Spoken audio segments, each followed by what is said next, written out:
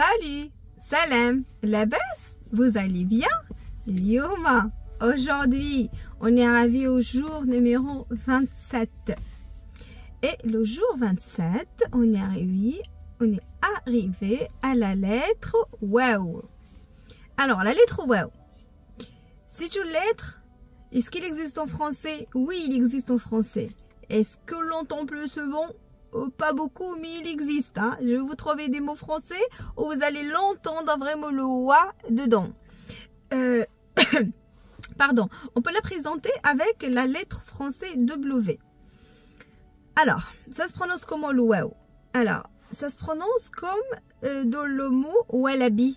Vous connaissez wallaby, le petit kangourou? On dit bien wallaby. Vous entendez le wa? Wa de le wallaby? Bah, c'est ça. Alors, c'est wallaby, wow, ça se prononce pareil, wow, wallaby, ça se prononce 100% pareil. Mais pas, on va le représenter ou la présenter avec W, sachant que ça se prononce pas toujours comme W, parce que W, c'est il y en a qui le prononcent V. Comme Volkswagen. En fait, V, je pense, les Allemands qui prononcent le W comme V, je pense. Hein. Alors, nous, on va garder, je vais la présenter avec la lettre W. Entre parenthèses, pensez toujours à wallaby pour savoir comment la prononcer. Wallaby. Et si on veut la donner l'exemple en anglais, on va trouver beaucoup. Par exemple, what c'est quoi? On peut trouver where. Ou where, on entend, il y a beaucoup de oui en anglais. On a dit what, where, when. Voilà. Alors pour la prononciation, je pense que c'est pas trop dur à la comprendre. Alors maintenant, on va aller faire l'écriture de la lettre wow. Voir comment s'écrit la lettre wow. Observez comment je fais et vous me dites ça ressemble à quoi. Change la couleur comme d'habitude. Alors, le wow. Regardez bien, je vais aller tout doucement un rond comme ça. Hop, et je descends. Alors, le trait d'écriture, c'est là. Voilà. Je le mets un peu plus comme ça. Hop. Alors, le wow, vous allez faire un rond. Et vous descendez le rond un peu par là.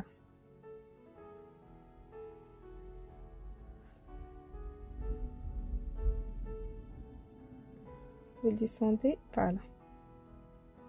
Alors, si vous, par exemple, ça c'est... Attends, écoutez. Si vous descendez un trait tout droit là, vous avez un angle ici. Alors, vous allez le pousser un petit peu. Regardez. Voilà, laissez un angle de combien? Allez les mathématiciens. Je rigole, je pense 30 à peu près, mais vous le faites au hasard et il faut pas qu'il soit droit. Faut penser que vous le mettez, vous l'avez l'envoyer dans ce sens là, ok? Allez, comme ça, voilà. Alors je refais encore une fois un petit rond et après je tire le rond un peu vers la gauche. Un petit rond et hop vers la gauche. Un petit rond et hop vers la gauche. Un petit rond et hop vers la gauche. Pour faire les harakat, pour prononcer la lettre waouh, alors je viens mettre fatha, ça fait wa comme wallaby. Là, ça fait oui. Comme le mot oui pour dire oui, bah contraire de non. Oui, hein? Ça fait que vous dites toujours oui, oui pour dire oui. Bah oui, avec kasra, ça fait oui. Très bien. Alors pour faire ou, on va venir mettre de ma. Ça fait ou. Et pour faire ou, c'est soukoun. Ou. Voilà. Pour faire wa. Ça, c'est wa. Pour faire wa, je vais venir mettre ici alif qui va venir faire le rôle de demi-voyelle, de voyelle, pour dire wa. Observez bien. Là, c'est oui. Si je dis oui, il est plus long que oui. Oui, c'est oui. Oui, on allonge le son i. Alors ça, on va mettre un ya. Un ya, il n'y a pas de harakat sur ya. Alors elle aussi, il vient faire un rôle de voyelle. C'est là où je veux que vous observez bien. Ça, c'est ou. Et pour faire le son de ou, vous vous rappelez, à chaque fois pour faire le son de ou, qu'est-ce que je faisais? Je mettais toujours un waouh, un autre waouh. Et sur ce waouh, il n'y aura pas de harakat. Parce que ce waouh, il est là pas pour représenter une lettre, mais pour faire le rôle d'un voyelle. On l'utilise toujours pour faire ou. Alors, ou avec la lettre waouh au début, ça fait ou. Alors, on va venir marquer comme ça. Ou. Et qu'on a deux mains, ça fait wun. Wun.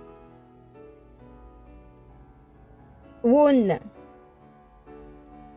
Si j'ai deux fatha, ça fait quoi si j'ai deux fatha? Allez, dites-moi. Si j'ai deux fatha comme ça fait wan. Alors, deux de main, ça fait wun. Deux fatha, ça fait wan. Qu'est-ce qu'il nous reste alors? Il nous reste deux ksra. Un rond, un trait. Ça, c'est oui. Mais si j'ai deux ksra, ça fait win. Et voilà pour les harakats. Maintenant, on va aller chercher, trouver des mots avec waouh.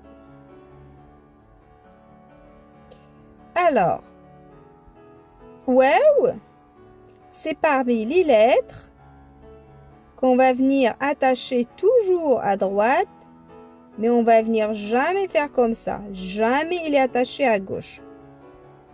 D'accord? Hop, hop. Jamais à gauche. On peut l'attacher à droite, mais pas à gauche. Alors, elle fait partie des lettres qu'on n'attache pas à gauche. Alif, on a dal, on a zal, on a ra, on a za, et là, on a découvert le waouh. Tous ces lettres, jamais on les attache après. On peut les attacher à droite, mais jamais à gauche. On peut ajouter par là des lettres, mais jamais par là. Là, on va... Oui, on peut ajouter... Excusez-moi, j'ai mal exprimé. On peut ajouter les lettres à droite et à gauche. Mais le fait d'attacher cette lettre avec la lettre qui vient d'après avec une ligne comme ça. On peut le faire à droite, mais jamais à gauche. À gauche, la lettre qui vient après, elle va venir toujours isolée. Alors là, on va trouver un mot avec waouh et le mot qu'on va donner, c'est le mot wafa. Et le mot wafa, c'est la fidélité. Alors waouh, wa, la lettre fa, fa, on a fa, on entend a, alors alif et e. Wafa, c'est fidélité. Alors, vous allez remarquer quelque chose ici, sûrement. Vous allez me dire, mais nous, on a pris le alif. Normalement, il devrait être un alif comme ça. Hein.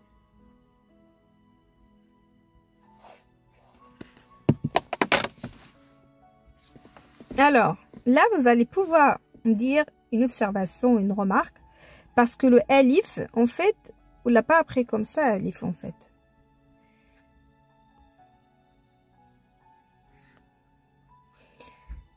Alif comme ça, non.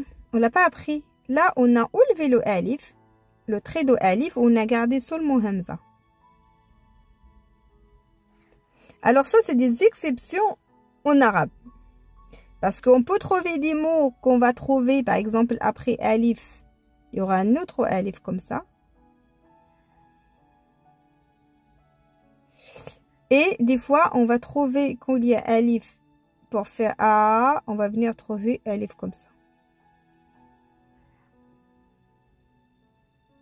Mais ça, on va le voir après. Là, concentrez-vous sur ça. Sur wafa. Et vous apprenez que, par exemple, sur le mot wafa, c'est vrai qu'on entend un E. Là, c'est la lettre alif. Sauf ce alif, il n'est pas sur... on va prendre que le hamza. On appelle ça le hamza. Cette partie de alif s'appelle hamza. Allez. Comment on dit quelqu'un... Ça, c'est la fidélité. Mais comment dire quelqu'un qui est fidèle? Un chien fidèle, par exemple. Alors, on va marquer wafi. Wa. Fi. Ya. Là, on va le prononcer ya. Alors, wafi. Elle va faire son rôle de lettre. Wafi. Alors, un autre mot avec waw. On va trouver le mot waqt. C'est le temps. Wa.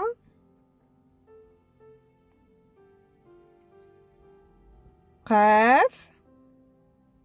Kha. Kha. Qaf. Et là, c'est ça. Ça fait waqt. Waqt, c'est le temps.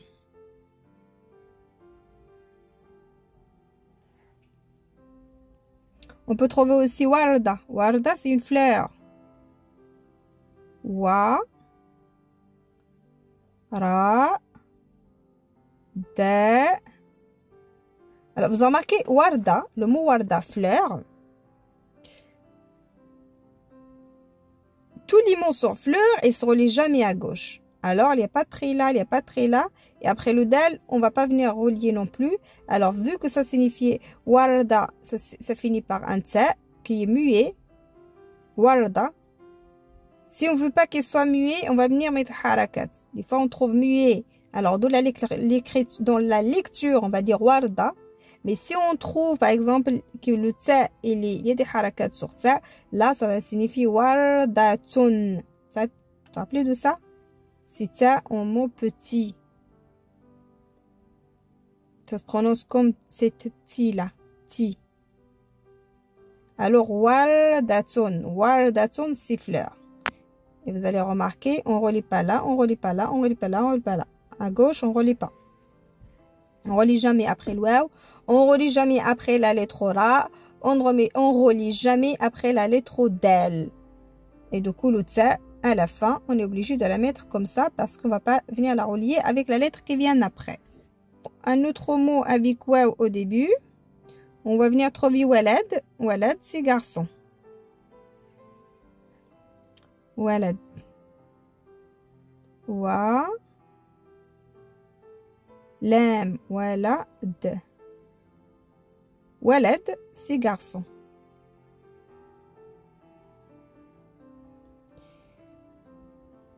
Garçon. Si on cherche à trouver d'autres mots avec waw au milieu, on va venir trouver le mot nour.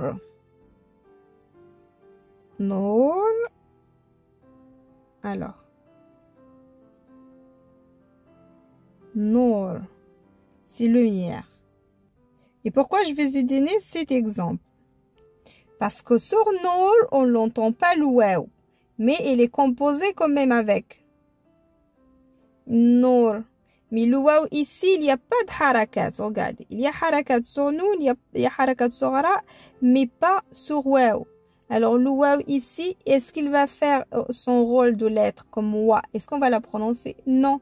Là ici, il va faire son rôle en voyelle et donne toujours le son ou à la lettre qui vient après. La consonne qui vient après, il va prendre cette... Si c'est N, ça va être nous.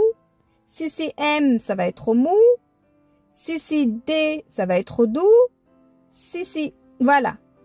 C'est un voyelle. Ça va venir faire le rôle d'un voyelle. Et ça fait nour. Et le waw ici, il n'est pas prononcé, mais ça donne ce son-là. Voilà. Alors, on va trouver un autre mot avec un waw. Mais cette fois qu'on peut le prononcer, au milieu de mots, on va trouver le mot maouz. Maouz. Ma. Là, on a bien mis harakat sur waw. Ça fait maouz. Maouz, c'est banane. si vous allez au Maroc et vous demandez c'est quoi ça, si vous dites maouz, on va bien vous comprendre au Maroc, on va bien vous comprendre. Mais au Maroc, on n'utilise pas le mot maouz pour dire le banane. Au quotidien, on l'appelle maouz, on l'appelle banane, comme en français. Alors, si vous allez au marché, vous demandez le prix de banane, b'shhal banane. On ne dit pas b'shhal el maouz. Alors, b'shhal, c'est combien? B'shhal.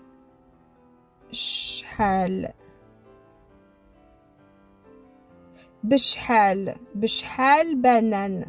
Combien le banane? Alors, le maouz, on appelle maouz de la langue littéraire arabe maouz. Ne vous inquiétez pas. Si vous le dites à quelqu'un, il va vous comprendre. Mais vous n'allez pas entendre quelqu'un qui va dire maouz. Tout le monde l'appelle banane, banane. Alors, on va chercher un autre. On va venir trouver le mot maouja. Alors, maouja, c'est les vagues. Maouja.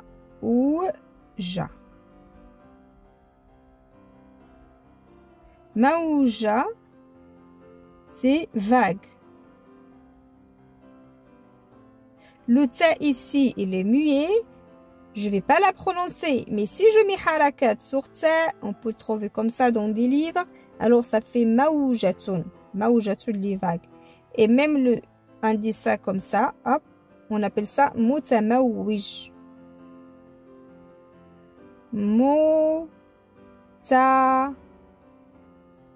Pardon, j'ai fait une erreur. Alors, ça fait mutamaouij.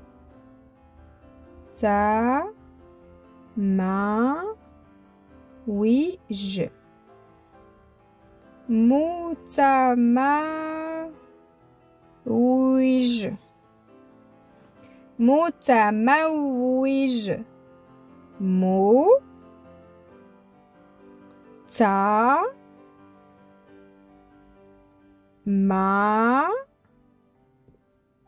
Le waouh, je viens la présenter avec W. Mutamaouij. Alors, sur les i, je vais mettre un shidda. Pour que vous appreniez, c'est un consonne, un double consonne. Ça fait oui. C'est pas oui. Oui. On appuie sur oui. Mutamaouij. Et là, c'est J. Mutamaouij, c'est un dessin comme ça. Le dessin comme ça. Alors, là, on va chercher des mots qui finissent par waouh. Les mots qui finissent par waouh, il n'y en a pas beaucoup.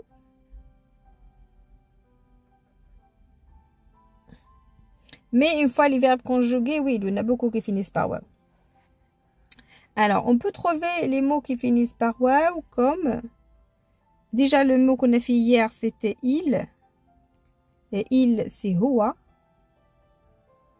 Vous avez remarqué que le waouh, on va venir l'attacher, ça s'attache à droite. On va mettre un trait comme ça. Et ça fait huwa. On va trouver par exemple aussi le mot jalo. Jim, ja. Ra. Après, ra, on ne l'attache pas à gauche. Alors, le waouh va venir isolé comme ça. Jaro. Jaro, c'est le petit chien. Comment on appelle ça? C'est le chiot. Le bébé chien. Ça s'appelle un chiot. Alors, un autre mot qui finit par ou, avant de faire le résumé, on peut trouver dalou. Dalou. Alors, le dalou, c'est ça, c'est le seau. Dalou. Vu qu'on est là, on va parler, il y en a deux, comment on appelle ça? Horoscope avec la lettre waouh. Alors, on a l'horoscope de Dalou. Dalou.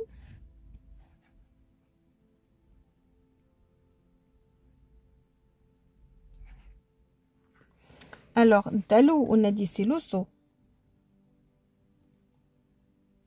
Et si j'ajoute alif, ça correspond au le signe astrologique de Verseau. Alors, il a deux sens. Soit ça correspond au Verseau, c'est le signe astrologique de l'horoscope, ou le saut qui est un saut. Il y a un autre signe astrologique avec Waouh, c'est Qaus. Qaus, c'est le Sagittaire. Qaus. Alors, il a aussi deux sens. Ça peut signifier Sagittaire de l'horoscope. Et ça peut signifier une flèche. Flèche ou fléchette. Alors aujourd'hui, j'essaye de faire des dessins, mais il est nul ce dessin. Vous avez compris, hein? C'est le même fléchette qui est sur le logo de Sagittaire. Voilà. Là, on va essayer de faire un petit résumé des différentes façons d'écrire la lettre Waouh. Alors, de l'alphabet, le Waouh, ça s'écrit comme ça. Un petit rond et un descend. Au début de mot, le Waouh, ça s'écrit comme ça. Et la lettre qui vient après, il vient ici. Dans tous les cas, il vient là. Jamais comme ça. Jamais. On l'attache jamais comme ça. Alors, au début de mot, il est comme ça. Hop. Et la lettre va venir ici. Au milieu de mot, on va mettre un trait comme ça. Hop. On va mettre Waouh comme ça. La lettre qui vient après va venir s'attacher ici. Et ça va venir ici, mais jamais s'attacher là. Hein. Elle va venir juste à côté. Voilà. Et quand il est à la fin, il y a deux façons. Soit on va trouver Waouh toute seule comme ça. Et après, l'autre lettre qui vient va venir là. Et s'il y a une lettre qu'on peut l'attacher ici, comme par exemple Qabou. Qabou par exemple. Qabou, c'est le sous-sol. Qabou. On va venir, le Waouh, il est bien à la fin. Il n'est pas attaché par là, il est attaché seulement par là. Qabou, sous-sol. Et voilà les différentes façons d'écrire la lettre Waouh. Alors, vous pensez quoi de la lettre Waouh? Ça va, il n'est pas trop dur pour la prononcer vu qu'on a trouvé l'équivalent en français, et aussi pour l'écriture, je pense qu'il n'est pas si difficile. Hein. En plus, parce que le Waouh, on l'utilisait depuis le début de Ramadan à peu près, parce qu'on l'utilisait pour les voyelles. Il faut se rappeler, c'est un demi-voyelle. On peut le dire, c'est un demi-voyelle, parce que son rôle, il va venir pour faire le son de OU, quand le Waouh, il vient sans harakat. Quand il n'y a pas de harakat sur Waouh, bah à ce moment-là, son rôle, il vient pour dire, on l'appelle ça un semi-voyelle, pour donner le son de OU, de OU, OU. Et voilà pour la lettre Waouh pour aujourd'hui. J'espère que cette vidéo est utile pour vous. Et je vous dis à demain. Beslama. Bye bye.